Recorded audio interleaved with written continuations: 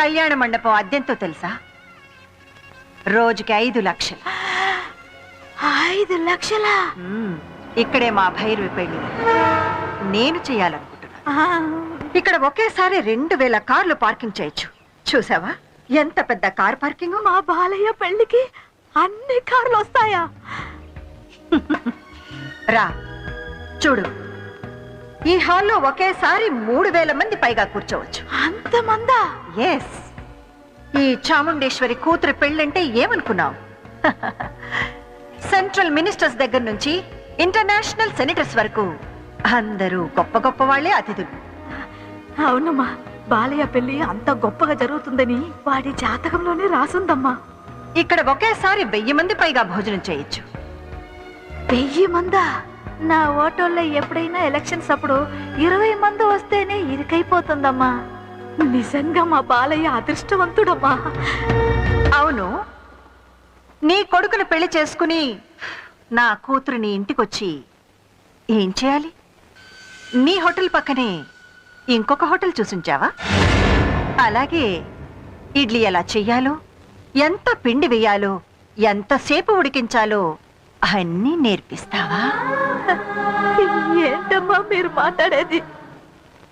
మా బాలయ్యతో మీ భైరవి. నా కూతురు పేరు చెప్పడానికి నువ్వు ఇంత తడబడుతున్నావే. నీ కొడుకు పేరు నా నోటితో అనడానికి నాకు ఎంత అసహ్యంగా ఉంటుందో నీకు తెలుసా?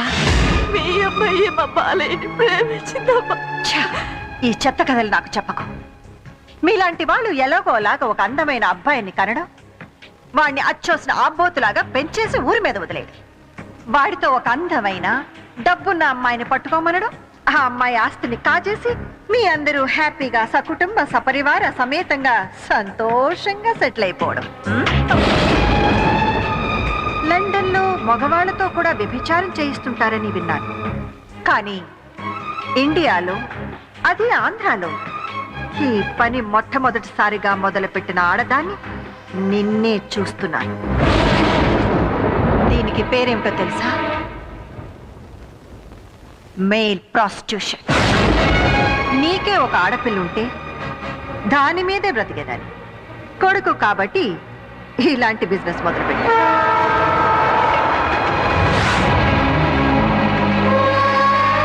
ఇది నీ కొడుకుతోనే మొదలా? నీ బ్రతుకు ఇంతేనా?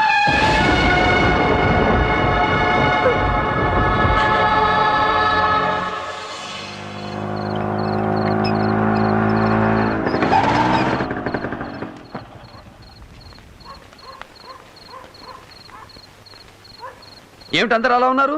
ఏమైంది? పొద్దుననగా వెళ్ళింది మీ అమ్మ, ఇంకా రాలేదు బాబు. ఎక్కడికి వెళ్ళిందో ఏమైందో తెలియదు. పొద్దుటించి కనపడటం లేదా? ఏమిట్రా మీరు అనేది? అమ్మా ఎక్కడెక్కడికి వెళుతుందో మనందరికీ తెలుసు కదా. వెళితే సూపర్ మార్కెట్కి, లేదంటే రైతు బజార్కి, అది కాదంటే నీ పుట్టినరోజప్పుడు గుడికి. అన్ని చోట్ల వెతికాం బాబు, ఎక్కడా కనిపించలేదు.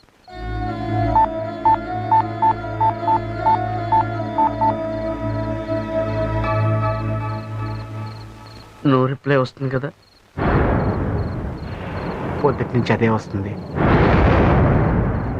నేను గ్రాండ్గా పెద్ద కాపు లేఅవుట్ ఏరియాలో కళ్యాణ మండపం ఫిక్స్ చేసి మీ పెళ్లి ఏర్పాట్లు చేస్తుంటే ఈ సమయంలో వాళ్ళమ్మ మిస్ అయిందా? పోలీస్ కంప్లైంట్ ఇచ్చారా?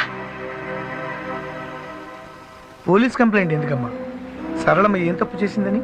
మాలాంటి వాళ్ళు తప్పు చేస్తే తను వచ్చి మమ్మల్ని విడిపించుకొచ్చేది. అలాంటి సరళమ్మ. అర్థం లేకుండా మాట్లాడకండి.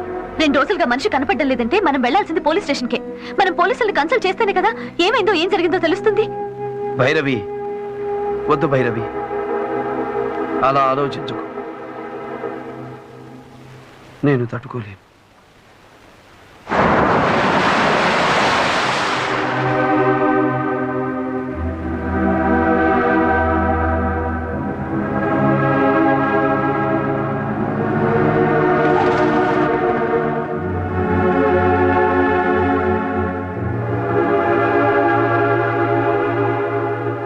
బాలయ్య, ప్రసాద్ అని మా బావ.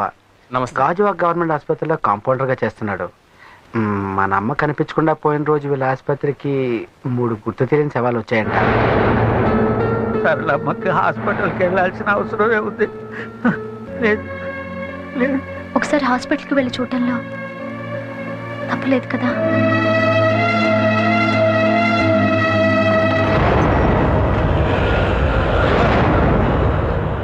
వేరయ్య 3 రోజుల క్రితం వచ్చిన అన్నోన్ బాడీ చూపించండి. ఏ బాడీ? ఆ చుడిదార్ కురపిల్లదా, రైలు కింద తలకాయ పెట్టిన కురవడదా? మన పెద్ద కప్పులేటి ఏరియాలో కళ్యాణ మండపం ఎదురుగా యాక్సిడెంట్ అయిన ముసలావిడ. ముందు వస్తువులు తీసుకొస్తాను, ఆవిడ మేనేమో చూడండి, తర్వాత బాడీ చూపిస్తాను.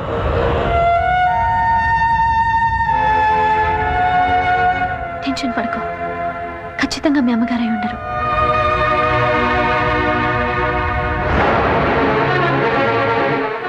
ఒకటి పట్టుకో.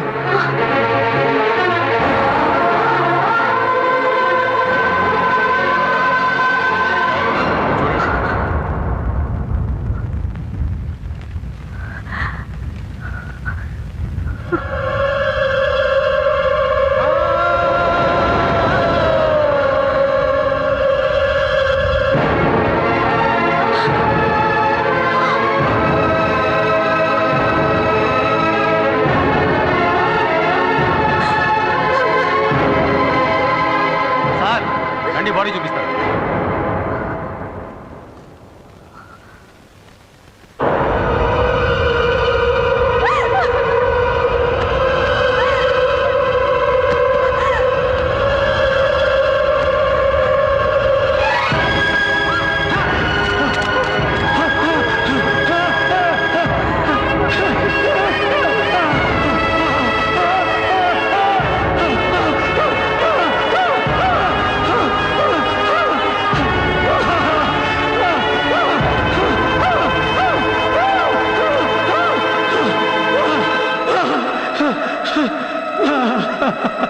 ఏమైందో ఏంటో, ఆ నోమా కళ్యాణ మండపం ఎదురుగా అంత ట్రాఫిక్లో శవం నడిచినట్టు నచ్చింది. నిమిషాల్లో శవంగా మారింది పాపం.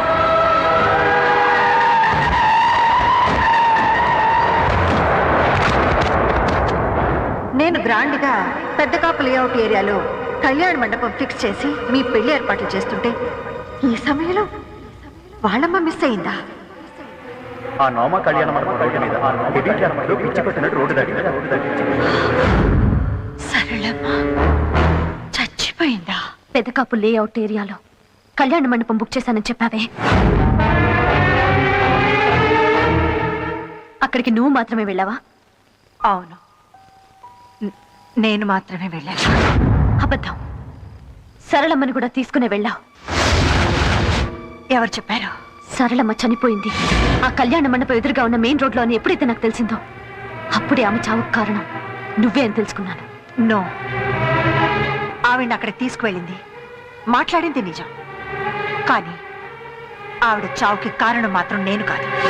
మరెవరు? ఆవిడ స్థితి పరిస్థితి మన అంతస్తుకు సరిపోమన్న నిజాన్ని ఆవిడ జీర్ణించుకోలేకపోయింది. అందుకే సరళమ్మ చనిపోయింది. నా దగ్గర అన్ని ఒప్పుకున్నట్టు మాట్లాడి ఆవిడ దగ్గర మరోలా మాట్లాడావు కదూ. నాకు ఇష్టమైంది మాత్రమే ఇంతకాలం చేసిన నువ్వు నాకిష్టం లేనిది నాకు తెలియకుండా చేశావు. అలాంటిదే ఇది కూడా. మాస్ డాన్స్ రీసెర్చ్ కోసమని ఆ హాస్టల్లో సెటిల్ అయ్యి అక్కడున్న ఒక లో క్లాస్ లేబర్ని ప్రేమిస్తే నేను ఒప్పుకుంటానా? అసలు నీ రేంజ్ ఏంటో, మన లైఫ్ ఏంటో ఆ సరళమ్మ దాని కొడుకు తెలుసుకోవద్దా? మన ఆస్తి సముద్రం అంతా, వాళ్ళ బ్రతుకు గుడిసంతా. ఆ సముద్రం కోసం గుడిసె ఆశపడితే అది అందులోనే మునిగిపోతుంది. అదే సరళమ్మ విషయంలో కూడా జరిగింది. దీనికి నువ్వు నేను బాధపడవలసిన అవసరం లేదు.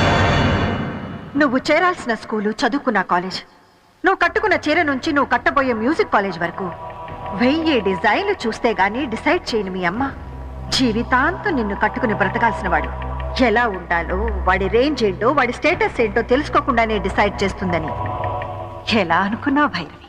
అన్ని స్థాయిలు ఆలోచించే మా నాన్నతో తాళి కట్టించుకున్నావు. మరెందుకు పెళ్ళైన 4 ఏళ్లకే వీధికేకి విడాకులు తీసుకున్నావు? సో నీ లైఫ్ సెట్ చేసుకోవడమే నీ వల్ల కాలేదు. నా లైఫ్ డిసైడ్ చేస్తావా? Shut up. ఈ చాముండేశ్వరి ఫ్లవర్ బొకే కొన్నా 5 స్టార్ హోటల్లో కొంటుందే గానీ ప్లాట్ఫామ్ లో కొందా. వాడి అమ్మ వాడు చచ్చినా బ్రతికినా ఒక ప్లాట్ఫామ్ గాని నీకు భర్తగా చేయడానికి చచ్చినా ఒప్పుకోను. ఒప్పుకున్నా ఇంకా కుదరదమ్మా. సరళమ్మ చావుకి కారణం నువ్వని తెలిసాక బాలయ్య నా మొహం కూడా చూడు. బాలేదని బ్రతుకు నేను కళ్ళు కూడా ఊహించుకోలేను. సరళమ్మ చావుని బాలయ్యకి నువ్వు బహుమతిగా ఇచ్చావు. అలాగే నేను కూడా నీకు బహుమతిని ఇవ్వబోతున్నాను. అతనికి అమ్మ లేదు, ఇక నీకు ఈ కూతురు కూడా లేదు. భైరవి, భైరవి, భైరవి! ఆగో! భైరవి! భైరవి! భైరవి! వద్దమ్మా! భైరవి! భైరవి! భైరవి!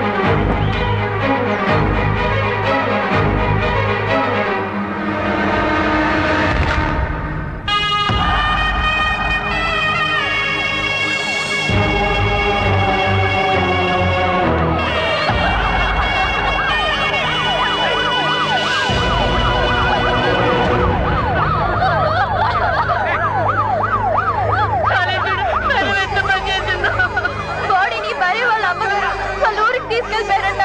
ఆఖరి చెప్పులు కూడా దక్కలేదు బాలయ్య.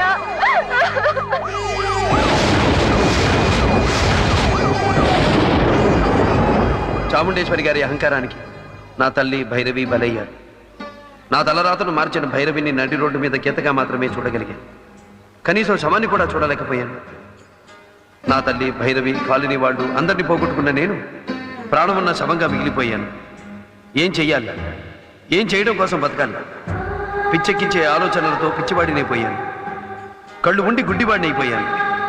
చీకట్లో గుడ్డివాడి ప్రయాణం ఎందుకు? ఎక్కడికి? తెలియని పని. అలా దారి తెన్ను లేకుండా సాగిపోతున్న నాకు ఓ రోజు గంగానదిలో నా భైరవి కలలా కనిపించింది. ఏంటి బాలయ్య ఇది? నీ జీవితం ఇలా ముగిసిపోవడానికైనా నేను నిన్ను ప్రేమించింది. నన్ను మీ అమ్మగారిని నీ నుంచి దూరం చేసిన వాళ్ళకి నువ్వు గుణపాఠం చెప్పవా? నువ్వు బ్రతకాలి. నీకోసం బ్రతికే వాళ్ళ కోసం నువ్వేంటో నిరూపించాలి. అంతేకాదు, నాకు దక్కని నీ ప్రేమ నా చెల్లెలు కళ్యాణికైనా దక్కాలి. నేను పొందలేని జీవితాన్ని నా చెల్లెలు కళ్యాణి నీతో పంచుకోవాలి. కళ్యాణి కోసం మా అమ్మ నీకంటే గొప్ప అల్లుడు లేడని నేను బ్రతిమిలాడాలి.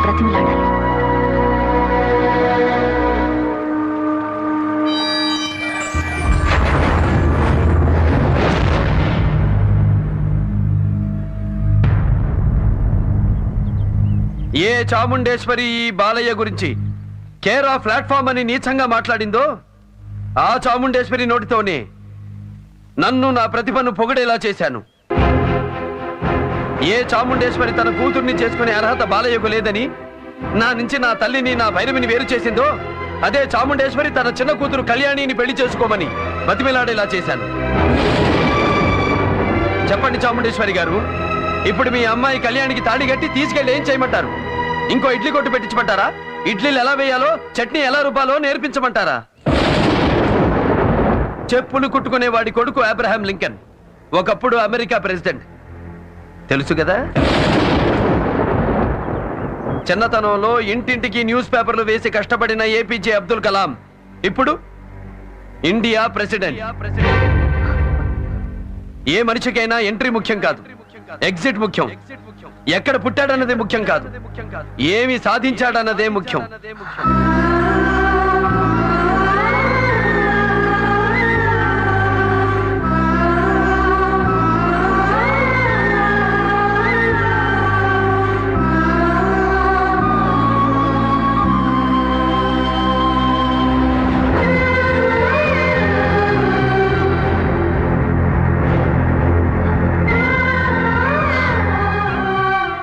గణ గణ గణ జన జన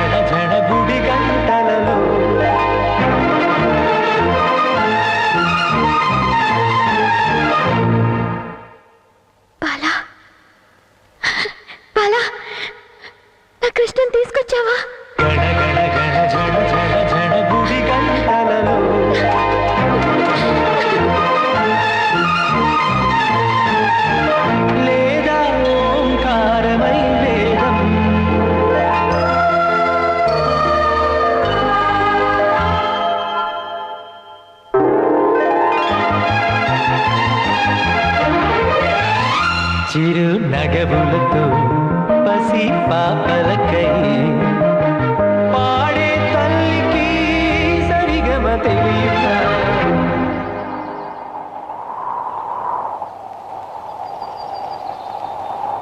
జో